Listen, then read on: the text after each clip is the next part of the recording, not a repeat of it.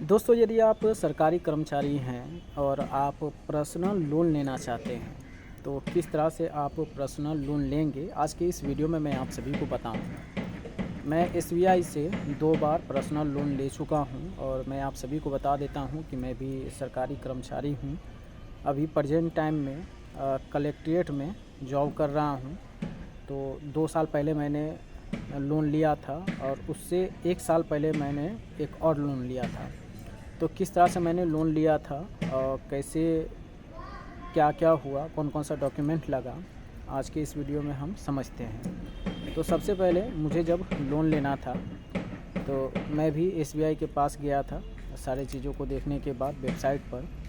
तो एसबीआई के ऑफ़िस जाने के बाद वहाँ पर हमसे पूछा गया कि आप कहाँ जॉब कर रहे हैं? तो मैंने बताया कि कहाँ मैं जॉब कर रहा हूँ। और उसके बाद उन्होंने पूछा कि आप संविदा कर्मी हैं या फिर अस्थाई कर्मी हैं। तो मैं अस्थाई कर्मी हूँ, तो इसलिए मैंने कहा कि मैं अस्थाई कर्मी हूँ। तो फिर उन्होंने कहा कि कितना समय हुआ है आपको जॉब के? तो मेरा 1 साल कंप्लीट हो चुका था। और फिर उन्होंने कहा कि सैलरी स्लिप आप ला सकते हैं। तो मैंने कहा हाँ, ला सकते हैं सैलरी स्लिप।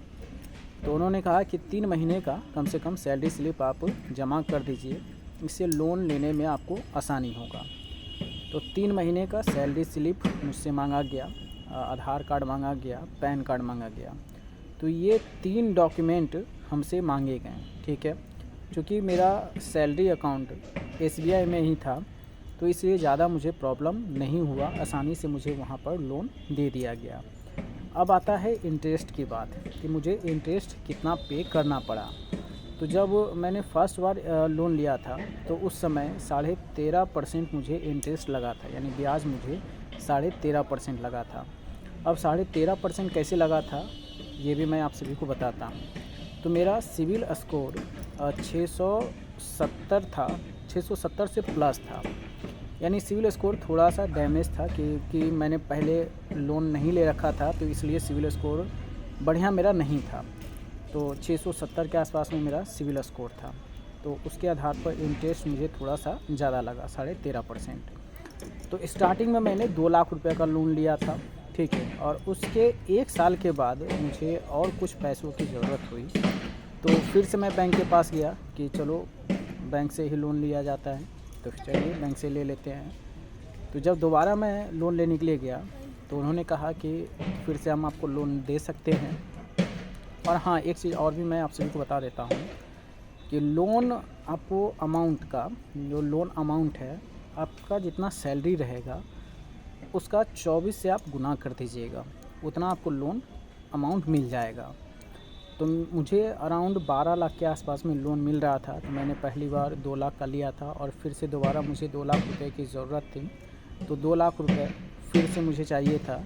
तो दोबारा भी वही प्रोसेस हुआ और फिर जो इंटरेस्ट रेट था 13.5% जो पहले था, उसको कम करके 13% मुझे इंटरेस्ट पे करना पड़ा।